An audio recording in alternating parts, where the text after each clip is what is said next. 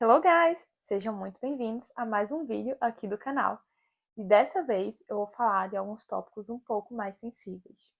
Vou trazer para cá alguns momentos que eu não compartilhei até agora na internet, que foram momentos de ansiedade, de frustração e que sim, a gente passa por muitos desses momentos aqui no Plano Canadá.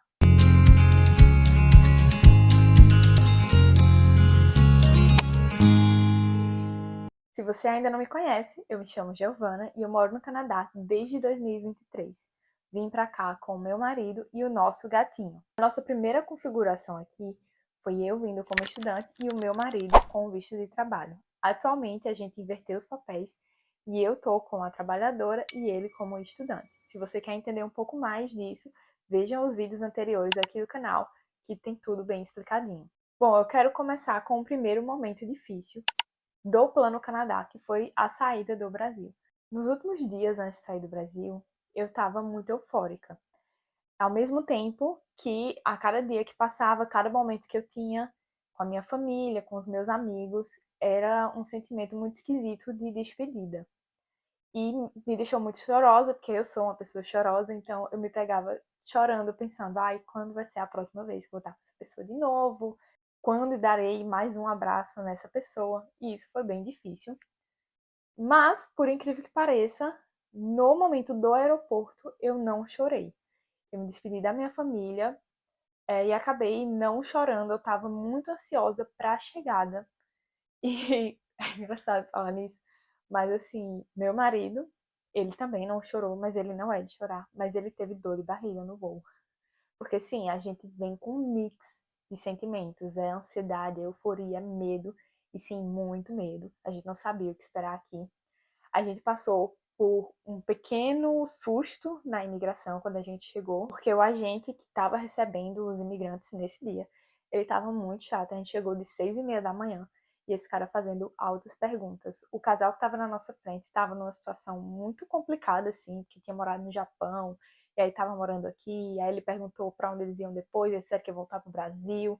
E ficou uma confusão e ele ficou marcando o pé nesse casal. Quando chegou na nossa vez, ele fez um monte de perguntas. Eu e Vitor já estamos juntos há 11 anos. Quando a gente chegou, a gente estava juntos há quase 9 anos. Uma coisa assim. E aí ele perguntou se tinha como provar. Sendo que a nossa certidão de casamento já tinha mais de 2 anos. Enfim, né? Então esse foi um dos primeiros momentos tensos, já chegando aqui. Nem tinha saído do aeroporto. Além do mais, eu conferi o meu permit e tinha vindo com um erro. Parece que a pessoa, quando tem um pouquinho de azar, ele vem todo de uma vez, né? E aí veio com um erro, tentei resolver com o cara lá, ele disse que ele não podia alterar, que eu ia ter que pedir a correção aqui dentro do Canadá. E nesse erro dizia que eu não podia trabalhar off-campus, ou seja, que eu não poderia trabalhar nem part-time fora do meu college. Daí eu já tive o primeiro surto aqui no Canadá, que foi ao telefone com a minha agente de imigração, pedindo socorro para ela, para saber o que é que a gente fazia. Ela tentou me tranquilizar, dizendo que dava para resolver, mas que provavelmente levaria pelo menos um mês nesse processo. Aí já veio o primeiro baque, né? Eu ia chegar no primeiro momento, eu não ia nem poder procurar um emprego part-time. O segundo momento de tensão aqui foi uma semana depois, exatamente quando meu marido começou a trabalhar. A gente teve muita sorte, Vitor já vinha aplicando vagas desde quando a gente estava no Brasil, antes de vir, mas lá a gente não tinha nenhuma resposta, não tinha um número canadense, então ninguém entrava em contato. Assim que a gente chegou aqui e atualizou o currículo dele, ele continuou aplicando para vagas de serviços gerais mesmo, de construção, de jardinagem, de limpeza. A gente começou a ter respostas e a gente chegou aqui no Canadá numa quinta-feira, no dia 4 de maio, e na terça-feira da semana seguinte, ele já tinha recebido uma ligação chamando ele para a entrevista. Ele fez uma entrevista na quarta-feira e na quinta-feira já era o seu primeiro dia de trabalho. Então teve uma tensão ali na quarta-feira saindo de casa, assim, nem sabendo se localizar ainda direito. Ele foi lá pro canteiro de obras, conversou com o cara e ele foi bem nervoso, obviamente. E deu tudo certo. No dia seguinte ele já começou a trabalhar. E foi num serviço muito legal, que ele trabalhou por mais de um ano e ganhando mais de US$ 25 a hora. Esse é um cenário que eu não vou mentir para vocês. Ele é um pouco difícil de acontecer. A gente deu muita sorte. Geralmente, quando a pessoa chega aqui, consegue um emprego de salário mínimo, ou se é de construção, geralmente ali em torno de 18, 19 dólares. A gente foi muito sortudo nisso e conseguiu esse emprego com um salário legal. E nessa mesma semana que Vitor conseguiu e começou o emprego, começavam as minhas aulas do college. Eu cheguei aqui com poucos dias de antecedência, até porque a gente já tinha um local alugado, então era só chegar e se instalar. E aí, no meu primeiro dia de aula, eu estava muito nervosa, mas eu já tinha conseguido o contato de outras brasileiras que iam estudar no mesmo college. Porque eu já acompanhava na internet pessoas que estudavam nesse college, e aí consegui um grupo do WhatsApp. Nesse grupo do WhatsApp eu já tinha lá visto quem era que ia começar nesse intake, já fui atrás de falar com as pessoas. Então, eu acho que é muito interessante você também correr atrás, não esperar as coisas acontecerem. Eu sou muito ansiosa e antecipada, então me antecipei nisso e já estava em contato com as meninas que iam estudar comigo. E nesse primeiro dia, eu já falei com elas, a gente já formou um grupinho e foi muito legal, assim, a gente formou uma amizade. Nas primeiras aulas é muito chato, porque os professores ficam pedindo para você se apresentar para a turma inteira. Então eu ficava muito nervosa, o meu inglês ainda era, não vou dizer bem capenga, mas era. Principalmente porque eu não falava para outras pessoas com tanta frequência, né? Eu fazia a aula, mas numa turma assim, era mais ou menos o meu primeiro contato, apesar de eu ter feito um PEFA, mas era online, então falar pessoalmente com a turma de mais de 30 pessoas, me apresentar, falar um pouquinho do meu background, que é que eu trabalhava no Brasil, porque eu tinha escolhido aquele curso, foi bem tenso. Então, se você ainda tá para chegar, já fique sabendo que vai ser mais ou menos assim, você vai se apresentar, então se você puder ensaiar, já ajuda, porque eu não tive tempo de ensaiar nada, né? Cheguei na hora, fui vendo o que o pessoal tava falando mais ou menos, tentei replicar e fiquei, nossa, muito tensa. Esses primeiros dias é muito incrível como tudo é realmente a primeira vez. Então, tudo é muito novo. Você vai na farmácia, é uma sensação intrigante. Você vai no supermercado, você vai pedir uma informação a alguém na rua, vai comprar o cartão do transporte. Cada pequenos momentos desse, você passa um pouquinho de nervoso. E se você vem sem inglês, nossa, nem consigo me imaginar nessa situação, tá? Não aconselho pra ninguém vir pra cá sem saber falar o idioma. Porque se eu passei por todos esses nervosos já sabendo falar, imagina sem o idioma, eu ia me sentir muito perdida. Então tá, eu acho que sobre esse momento de ansiedade, primeiras vivências aqui é mais ou menos uma ansiedade com um pouco de euforia. Mas esse era um nervoso positivo, um nervoso legal. Infelizmente, com 3 meses de Canadá, eu passei, assim, pelo maior medo que todo imigrante tem, que é por uma situação de luto. Eu fiquei muito mal nesse dia. Eu soube do falecimento da minha avó paterna de manhã cedo, antes de ir pro college, e aí tinha até uma apresentação para fazer. Mandei mensagem para essas meninas, tinha pouquíssimo tempo. Por sorte, eu tinha feito amizade com elas para explicar pro professor e tal, que eu não ia poder ir. E foi muito difícil passar por esse luto aqui, muito para baixo, assim. Eu queria consolar o meu pai. Eu acho que o meu maior pensamento era em estar com ele. E o fato de eu não poder estar com ele era muito difícil. Mexeu muito comigo, assim. Com pouco tempo, e eu comecei a questionar, nossa, né? Será que vale a pena ter vindo, estar distante das pessoas que eu tanto amo? A gente vê de perto o que a gente meio que tá deixando em segundo plano para viver a nossa família, o nosso pequeno núcleo, né? Eu, meu marido e os nossos futuros filhos, enfim, o plano da nossa família no micro, né? E aí quando você pensa na sua família que ficou no Brasil e passar por essa situação, eu não tenho palavras. Assim, realmente, eu pensei se eu ia trazer esse acontecimento para cá ou não, mas se esse é um vídeo para falar dos momentos difíceis, eu não podia deixar passar por esse momento. E eu não vou me prolongar muito, mas só adiantando para vocês que é muito difícil. O luto aqui, o luto você fora, longe da sua família, é muito complicado. Agora partindo para um outro nervoso, que foi o do meu primeiro emprego.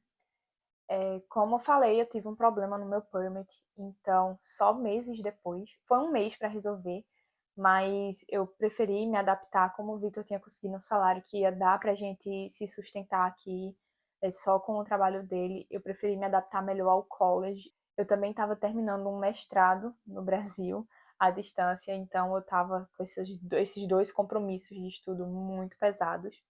E aí, só com meses de Canadá, foi que eu fui conseguir o meu primeiro emprego, que eu fui atrás efetivamente e consegui meio que rápido também, porque foi indicação de uma amiga minha, eu mandei o meu currículo para a agência que ela já estava trabalhando, me ligaram para fazer a entrevista, então já na entrevista, pelo telefone, eu fiquei muito nervosa. É engraçado que eu morava em North York, aqui em Toronto, né, em GTA, e eu fiquei tão nervosa, gente, que ela me perguntou, onde você tá morando? Eu falei, New York. Vocês acreditam? Aí eu, oh, sorry, North York. Mico total. Graças a Deus a menina ignorou isso, sabe? Tipo, uma pessoa, essa louca, nem o lugar que ela mora, ela sabe dizer. Ignorou e tal. E fui chamada. No meu primeiro dia, eu errei o lugar do meu trabalho. Vocês acreditam? Eu fui contratada para trabalhar para a TTC, que é a empresa de transporte público daqui. E era só para dar informação para as pessoas. E aí eles me disseram que era para eu ir para Lawrence Station, que é a estação de metrô. Só que o que eles não me falaram é que tinham duas Lawrence Station. Uma Lawrence na linha 1 e uma Lawrence East, que ficava na finada linha 3. E eu não sabia disso. Fui para Lawrence principal, né? E cheguei lá, fiquei perguntando pro pessoal que trabalhava lá, ninguém sabia de que ia ter uma ação para as pessoas estar dando informação lá. Eu fiquei, meu Deus, e agora? Aí peguei um Uber e cheguei lá atrasada. Então, assim, pânico total. Eu pensei, meu Deus, meu primeiro dia eu chegando atrasada, eu indo pro local errado, vai dar muito errado isso. Cheguei, fiquei lá na estação dando informação pro pessoal. Mas foi um nervoso, assim, terrível, porque eu não peguei a explicação do treinamento direto com a cara e a coragem pra porta para dar informação pro pessoal. Dei informação errada? Provavelmente sim. Mas passou. Então esse foi mais um momento tenso, nervoso aqui no Canadá. Em dezembro eu terminei meu college, faltando mais ou menos um mês para eu terminar, eu comecei a aplicar para umas vagas voltados para minha área, então seria uma vaga de NOC, né, realmente, de projetista, que era o que eu fazia no Brasil. E foi me dando muito nervoso, né, porque, meu Deus, agora vai ser uma entrevista mais séria, vai ser mais complicado. E aí foi me batendo ansiedade todos os dias. Quando eu terminei o curso, continuei aplicando e nada. Gente, eu terminei o curso, como eu disse, no meio de dezembro. De dezembro até o final de janeiro, eu não tinha recebido um e-mail de resposta nem de negativa. E foi me dando um pânico muito grande. Já tinham me avisado que no final do ano e no início do ano é mais complicado de você ser contratado, porque tudo fica muito parado, né? Final de ano tem as festividades e no início do ano, tipo, todas as equipes estão meio que se organizando para os projetos do ano. Então, eles não pegam gente nova para treinar. Foi me dando um pânico muito grande, porque o nosso visto vencia em março e eu tinha que conseguir um emprego para poder aplicar para o PGWP para mim e colocar o meu marido, né, como anexo do meu PGWP. E para isso eu precisava ter um trabalho, eu precisava ter uma job offer. Naquela época não precisava ser em nenhum NOC específico, então depois de mais ou menos um mês aplicando só para as vagas na minha área, eu comecei a aplicar para tudo, para limpeza, para vendedora, para tudo que tinha disponível no Indeed e no LinkedIn, tudo comecei a aplicar. Para completar, também era inverno e a gente tava morando num basement, então o basement era muito escuro. Teve dia de eu chorar o dia inteiro pensando, vai dar errado, vou ter que voltar, não vou conseguir passar essa fase. Se me ligarem para fazer a entrevista, vai dar errado. Começou a vir vários pensamentos negativos e aquilo foi muito difícil para mim. Teve um dia que eu cheguei a conversar com o Vitor, dizendo, olha, eu tô com muito medo de não conseguir, mas eu também tô com medo de ser chamada para entrevista. Eu não sei se eu vou conseguir fazer isso. E chorando, e Vitor falou assim: então tá, então a gente vai voltar, né? Tipo assim, ele é muito racional. E eu fiquei, eu não acredito que a gente, tipo, investiu tudo e vai dar errado agora. Continuei ali meio que sem resposta por mais ou menos 2 semanas. Quando foi no final de janeiro, nos últimos dias ali do mês, eu comecei a ter resposta, né? Tive resposta de um salão e eu fiz entrevista por videochamada. Me chamaram para ir lá no salão. Lá no salão a mulher meio que já me apresentou tudo, como se fosse assim, tá tudo certo, você vai começar. Foram me mandar um contrato, e nesse contrato não dizia os meus deveres, não dizia NOC, não dizia nada. Não era uma carta que eu poderia apresentar no momento da minha aplicação do PGWP para anexar o meu marido. E aí cheguei a falar com eles, era de uma rede de salão muito grande aqui, era num shopping. Ela falou, o nosso contrato é esse, o padrão é esse, a gente não faz nenhuma carta nova. E eu fiquei muito indignada, porque assim, a vaga era full time, e nesse contrato eles diziam que era part time. Tudo bem que para aplicação no PGWP eles não exige que seja full time, mas isso era mais um ponto extra negativo sobre esse contrato. E aí eu decidi recusar essa oferta. E nesse dia eu chorei muito, porque eu pensei, meu Deus, estava tão difícil conseguir, eu consegui, eu fiz a entrevista, eu consegui passar, eu consegui falar bem, que era o meu maior medo. Fui lá no salão, conheci as pessoas, apesar de eu não estar com um sentimento, assim, muito positivo com relação ao trabalho, porque nesse dia que eu visitei o salão, eu pensei, meu Deus, será que eu vou dar conta disso? Lidar com o cliente, fiquei com muito medo. Eu tive que recusar. E o fato de eu estar recusando me deixava muito nervosa, tipo, nossa, apareceu uma oportunidade e eu tô recusando. Mas provavelmente seria negado, porque aquele contrato não ia servir, não estava no padrão, porque aqui, para você aplicar uma carta de emprego, tem que dizer lá direitinho quanto você recebe, quantas horas por semana você trabalha, quais são as suas atividades. Não tinha nada disso muito bem discriminado no contrato. Mas Deus é tão bom que nesse dia que eu recusei, eu recebi uma resposta no LinkedIn para fazer a entrevista para o meu atual trabalho. E sobre o meu atual trabalho, eu vou fazer um vídeo separado, porque são muitos detalhes do processo seletivo, falar um pouco de como é o meu trabalho hoje. Mas esse foi um dos momentos mais tensos aqui, quando eu achei que a gente ia voltar mesmo. E o nosso visto, como eu falei, vencia em março. Eu consegui começar o meu trabalho no dia 5 de fevereiro, faltando só um pouquinho mais de um mês. E de dezembro a fevereiro, que parece ser um curto período, eu vivi os dias mais longos da minha vida, naquele inverno escuro no basement, chorando com medo e achando que tudo ia dar errado. Então já fica aqui até para vocês, se você tá achando que vai dar errado o seu plano, provavelmente uma virada vai vir e de um dia para noite tudo muda. Já deixo aqui essa mensagem de esperança. E aí a gente já chegou em 2024. Nesse ano, eu e meu marido, nós dois estávamos trabalhando full time. A gente continuou morando no basement, porque a gente tinha um plano muito certo, que tinha juntar uma grana, caso ele precisasse estudar. Mas foi um ano muito bom. Eu fiz muitas viagens com os meus amigos, viagens aqui perto de carro. A gente chegou a visitar Banff.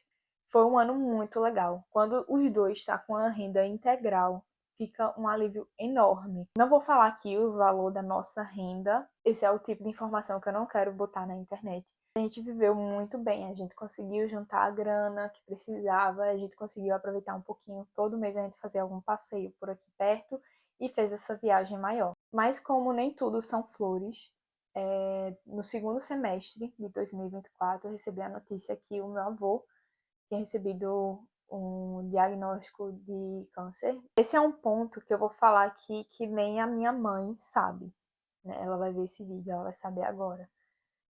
Do momento do diagnóstico do meu avô, várias vezes eu chorei. Várias vezes. Eu tava com muito medo de passar pelo luto de novo.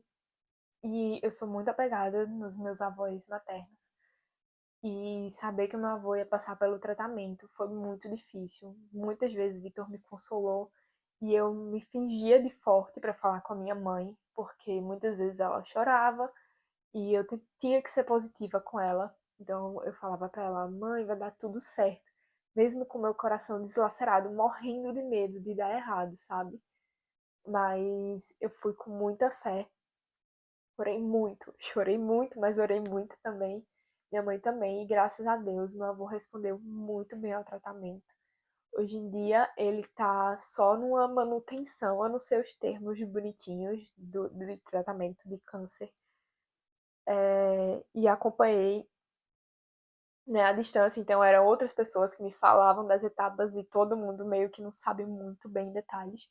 Mas foram meses muito difíceis que eu tive que ajudar a minha mãe E tudo em silêncio, assim, na internet. Eu nunca falei sobre isso. Nunca ia falar também enquanto não tivesse tudo bem, mas graças a Deus tá tudo bem. E se Deus quiser, em alguns meses eu vou no Brasil, vou visitar meu vozinho e ele vai estar ainda melhor. Cada dia eu vejo que ele tá melhor, sabe? É muito bom ter fé em Deus e ver resultados dos tratamentos e da medicina. Enfim, eu sou muito grata a Deus e pelo tratamento que ele fez e pelos resultados que ele teve. Daí, no final de 2024, entramos em mais um momento difícil. O nosso visto ia vencer esse ano, em abril, e nós já tínhamos o plano de Vitor fazer um mestrado aqui, mas a gente queria muito não precisar fazer. A gente queria de verdade não precisar, porque no final de 2024, Vitor conseguiu um trabalho muito bom na área, então ele ia parar de trabalhar com obra, ele ia parar de trabalhar no pesado, ia voltar para o escritório, e ele voltou. Ele começou o trabalho dele em janeiro, e a gente estava muito feliz, porque o salário era muito melhor, a gente ia ficar em condições muito melhores. Mas para ele não ter que fazer um mestrado, a gente tinha que receber um convite. Nesse final de 2024, me começou a bater muita ansiedade de novo, porque me vinha muita esperança de uma chamada no Express Entry. Eu já tinha feito a prova de inglês do CELPIP, que também foi um puta desafio. Tive que estudar bastante e fiquei ansiosa, eu fico muito nervosa. Mas sobre isso do CELPIP tem muita coisa no meu Instagram, então se você quiser ver, vai lá no meu perfil, @giovanasouto, que tem live, tem vídeo falando da minha nota e mais detalhes. Então aqui eu não vou focar no CELPIP, vou falar dessa fase de esperar o convite, que eu cheguei até a mencionar lá no Instagram, que eu tive insônia, eu tive crise de ansiedade, mas esse convite não veio e a gente deu início ao plano B. O último momento difícil que a gente passou foi justamente Vitor ter que largar desse emprego, que era muito bom, para ir estudar, né, e ficar trabalhando só part-time. Infelizmente, nesse trabalho ele não conseguiu a LMIA, nem eu consegui no meu. Isso foi um baque pra gente. É um baque psicológico de tudo que a gente já tinha enfrentado. Ele tinha passado 1 ano e meio buscando uma vaga boa. E também um baque financeiro, porque a gente já estava numa condição financeira muito boa e agora a gente não está em maus lençóis, porque graças a Deus só com o meu salário a gente já consegue se manter nesse apartamento que a gente se mudou. Mas se ele tivesse continuado trabalhando na empresa, nossa vida ia melhorar muito, a gente ia poder, né, engatar aí vários outros planos que a gente tem, de viajar, de conhecer o mundo, de se aperfeiçoar mais, de ter mais condições para fazer as coisas. E do momento que a gente aplicou, eu fiquei nervosa também. E aí vocês podem ver, né? Porque vai passando o tempo e só vai mudando o tipo de gatilho que lhe causa ansiedade, lhe causa medo, lhe causa pânico. Muito difícil, realmente. Mas aí a gente ficou nessa espera dessa aplicação do visto de estudo dele. Eu continuei trabalhando porque eu fiquei em Applied Status. E nessa espera a gente chegou a cogitar se precisasse voltar para o Brasil, se continuasse aqui, a gente fez várias rotas para o nosso plano. E ele foi aprovado, já tem vídeo sobre o mestrado aqui. E esse momento de ansiedade passou, porque do momento que a gente entrou no plano B, agora a gente ganhou o prazo, agora a gente não tá mais correndo contra o tempo, não existe mais motivo para ter ansiedade. Eu sou uma pessoa ansiosa, então às vezes eu me pego com vários pensamentos assim, porque eu tô estudando francês, vou ter que fazer outro teste de proficiência, mas a gente tá numa situação legal agora, mesmo que o financeiro esteja ali nas rédeas, como sempre foi, a gente achou que ia poder, né, viver mais folgado com os dois trabalhando, mas a gente voltou a segurar as rédeas, com um trabalhando full time e outro part time, mas no geral a gente tá muito bem. E eu resolvi trazer esse vídeo pra cá, porque eram tópicos que eu não tinha discutido lá no Instagram. Eu tava esperando as coisas se resolver pra falar sobre isso. E aí eu não ia jogar lá, porque não ia dar tempo de eu contar todas essas histórias nos stories. Então eu resolvi fazer esse vídeo longo aqui pro YouTube. Eu espero que vocês tenham gostado desse conteúdo. A gente passou por muita coisa, né? Só quem passa o Plano Canadá sabe tudo que você enfrenta. Espero que esse vídeo te ajude, se você estiver num momento de ansiedade, para você ver que as coisas passam. Vai vir outra ansiedade, mas as coisas melhoram com o passar do tempo. A gente chegou aqui morando num basement, hoje a gente mora num apartamento legal. Então, apesar de tudo isso, eu só tenho coisas boas e pra mim valeu a pena passar por tudo isso, me deixou muito mais forte. Hoje eu consigo dar esse suporte que eu dei pra minha mãe, coisa que no Brasil eu não conseguiria. Consegui ajudar um pouquinho financeiramente também, quando foi necessário, coisa que se eu morasse no Brasil eu não poderia. É muito bom ver que a gente tá crescendo, evoluindo e superando várias fases difíceis. Então eu vou pedir para vocês para deixar um like, se inscreve no canal, me incentiva a trazer mais vídeos e abrir um pouco mais da nossa vida aqui na internet. É um desafio grande, não sei como vai ser editar esse vídeo, porque tô abrindo mesmo meu coração, mas espero muito que vocês tenham gostado. Então é isso, gente, um beijo e até a próxima.